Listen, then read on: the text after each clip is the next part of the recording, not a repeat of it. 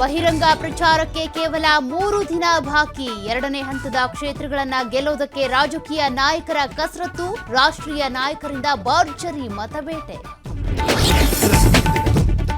ಇಂದು ರಾಜ್ಯದಲ್ಲಿ ರಾಹುಲ್ ಗಾಂಧಿ ಅಬ್ಬರ. ಶಿವಮೊಗ್ಗದ ಲೋಕಸಭಾ ಕ್ಷೇತ್ರದಲ್ಲಿ ಮತಬೇಟೆ. ಕಾಂಗ್ರೆಸ್ ಅಭ್ಯರ್ಥಿ ಗೀತಾ ಶಿವರಾಜ್ ಕುಮಾರ್ ಪರ ಪ್ರಚಾರ. ಕಾಂಗ್ರೆಸ್ ಪ್ರಚಾರ ಕಾರ್ಯಕ್ರಮಗಳಲ್ಲಿ ಚೊಂಬಿನದ್ದೇ ಅಬ್ಬರ. ಖಾಲಿ ಚೊಂಬು ತೋರಿಸಿ ಕೇಂದ್ರದ ವಿರುದ್ಧ ಅಟ್ಯಾಕ್. ಬರ ಪರಿಹಾರ, ಜಿಎಸ್ಟಿ ಬಾಕಿ ವಿಚಾರಗಳು ಪ್ರಸ್ತಾಪಿಸಿ ವಾಗ್ದಾಳಿ. ಧಾರವಾಡ ಕ್ಷೇತ್ರವನ್ನ ಪ್ರತಿಷ್ಠೆಯಾಗಿ ತೆಗೆದುಕೊಂಡ ಕಾಂಗ್ರೆಸ್. ಬಿಜೆಪಿ ಅಭ್ಯರ್ಥಿ ಪ್ರಹ್ಲಾದ್ ಜೋಶಿ ಸೋಲಿಸೋದಕ್ಕೆ ಪಣ. ಇವತ್ತಿನಿಂದ ಡಾಕ್ಟರ್ ಯತೀಂದ್ರ ಸಿದ್ದರಾಮಯ್ಯ ಪ್ರಚಾರ.